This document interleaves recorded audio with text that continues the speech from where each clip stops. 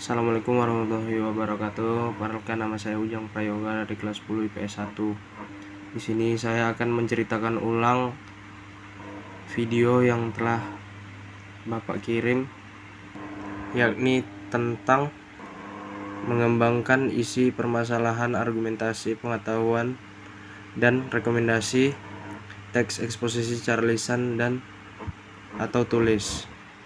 Bangunan dan bencana lingkungan. Bumi saat ini sedang menghadapi berbagai masalah lingkungan yang serius. 6 masalah lingkungan yang utama tersebut adalah ledakan jumlah penduduk, penipisan sumber daya alam, perubahan iklim global, kepunahan tumbuhan dan hewan, kerusakan habitat alam, serta peningkatan polusi dan kemiskinan. Dari hal ini dapat dibayangkan betapa besar kerusakan alam yang terjadi karena jumlah populasi yang besar, konsumsi sumber daya alam, dan polusi yang meningkat, sedangkan teknologi saat ini belum dapat menyelesaikan permasalahan tersebut. Para ahli menyimpulkan bahwa masalah tersebut disebabkan oleh praktik pembangunan yang tidak memperhatikan kelestarian alam, atau disebut pembangunan yang tidak berkelanjutan seharusnya. Konsep pembangunan adalah memenuhi kebutuhan manusia saat ini dengan mempertimbangkan kebutuhan generasi mendatang dalam memenuhi kebutuhan. Penerapan konsep pembangunan berkelanjutan pada saat ini ternyata jauh dari harapan. Kesulitan penerapannya terutama terjadi di negara berkembang, salah satunya Indonesia.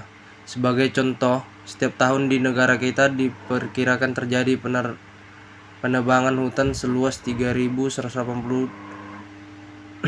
hektar atau seluas 50 kali luas kota Jakarta.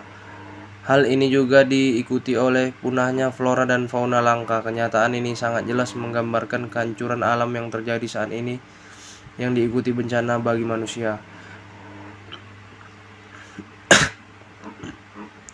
Pada tahun 2005 sampai 2006 tercatat terjadi 333 bencana banjir, 69 bencana tanah longsor, 7 bencana letusan gunung berapi, 241 gempa bumi, dan 13 bencana tsunami.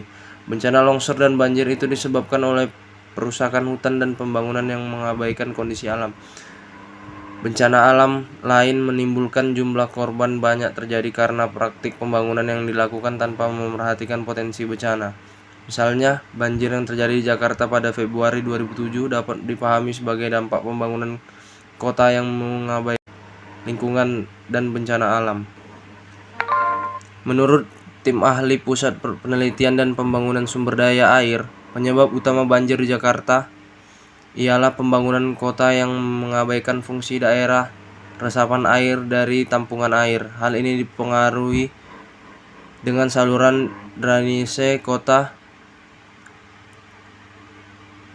yang tidak terencana dan tidak terawat, serta tumpukan sampah dan limbah di sungai. Akhirnya, debit air hujan yang tinggi menyebabkan bencana banjir yang tidak terelakkan. Masalah lingkungan di atas merupakan masalah serius yang harus segera diatasi. Meskipun mungkin mengatasi keenam masalah utama di lingkungan tersebut, setidaknya harus dicari solusi untuk mencegah bertambah buruknya kondisi bumi. Sekian dari saya. Wassalamualaikum warahmatullahi wabarakatuh.